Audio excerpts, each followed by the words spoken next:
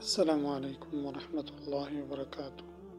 اللہم صلی علی محمد وعلی آل محمد کما صلیت علی ابراہیم وعلی آل ابراہیم انک حمید مجید۔ اللہم بارک علی محمد وعلی آل محمد کما بارکت علی ابراہیم وعلی آل ابراہیم انک حمید مجید۔ سامعین، درود شریف پڑھنے کے بہت زیادہ فوائد ہیں۔ جو انسان ہر روز 1000 دفعہ درود شریف پڑھتا ہے تو اللہ تعالیٰ اسے مرنے سے پہلے اس کا ٹھکانہ جنت میں دکھا دیتے ہیں۔ آج کا ہمارا ٹاپک ہے سوچیں اور شکر بجا لائیں۔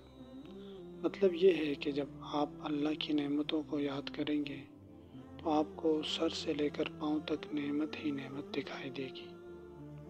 اللہ تعالیٰ قرآن میں ارشاد فرماتے ہیں، اگر تم اللہ کی نعمت کو شمار کرنے لگو تو گن نہ پاؤ گے۔ اگر انسان اللہ کی نعمتوں کو شمار کرنے لگے، گننا چاہے تو اس کو گن نہیں سکتا۔ مثلاً جسمانی صحت، اپنے ملک میں امن سے رہنا، سکون، کھانا، کپڑا، پانی، ہوا، یعنی پوری دنیا آپ کے پاس ہے اور آپ کو احساس بھی نہیں۔ زندگی کے مالک ہیں لیکن اس کا شعور نہیں۔ اللہ تعالیٰ قرآن میں ارشاد فرماتا ہے کہ اس نے اپنی ظاہری اور باطنی نعمتیں تم پر انڈیل دی ہیں۔ آپ کے پاس آنکھیں ہیں، زبان ہے، 2 ہونٹ ہیں، 2 ہاتھ اور 2 پیر ہیں۔ فَبِأَيِّ آلَاءِ رَبِّكُمَا تُكَذِّبَانِ، تم اپنے رب کی کن کن نعمتوں کو جھٹلاؤ گے۔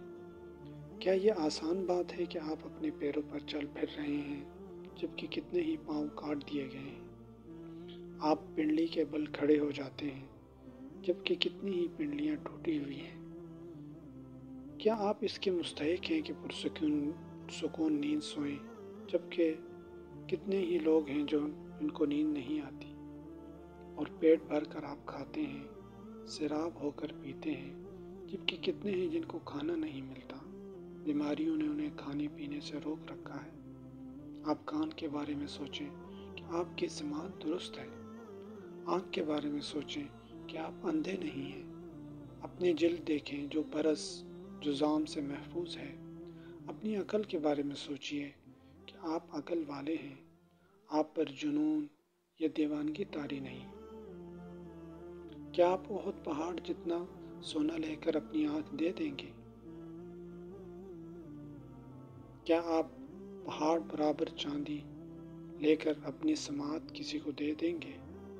کیا آپ اپنی زبان کے بدلے بہت بڑا خزانہ لے کر گونگا ہونا پسند کریں گے؟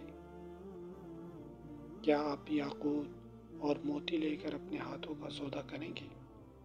تو سوچئے کتنی نعمتیں ہیں جو آپ کو ملی ہوئی ہیں اور کتنے انعامات ہیں جن سے آپ لطف اندوز ہو رہے ہیں، لیکن آپ کو اس کا ادراک نہیں۔ آپ کو گرم روٹی ملتی ہے، ٹھنڈا پانی ملتا ہے، میٹھی نیند نصیب ہے، عافیت حاصل ہے، لیکن پھر بھی پریشان ہے، مغموم ہے، رنجیدہ اور اداس ہے۔ جو آپ کے پاس نہیں ہے اس کے بارے میں سوچتے رہتے ہیں، جو موجود ہے اس کا شکر ادا نہیں کرتے۔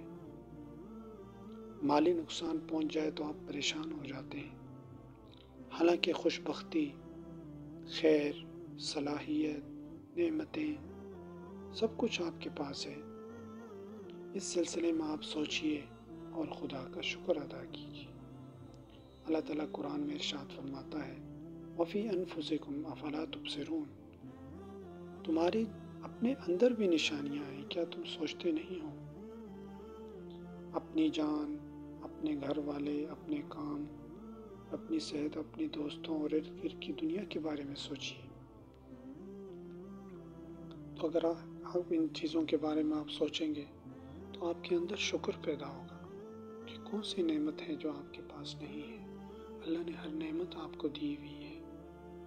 جب آپ ان نعمتوں کے بارے میں سوچیں گے تو آپ حال میں رہیں گے، نہ آپ ماضی کو سوچ سوچ کر مغموم ہوں گے، نہ مستقبل کو سوچ سوچ کر پریشان ہوں گے، بلکہ آپ حال کے اندر رہیں گے اور اپنے حال سے لطف اندوز ہوں گے، اور ان نعمتوں کو سوچ کر آپ یہ کہنے پر مجبور ہو جائیں گے کہ الحمدللہ رب العالمین علی کل حال ما کان من حال، وصلی اللہ علی سیدنا محمد و اہل بیتہ۔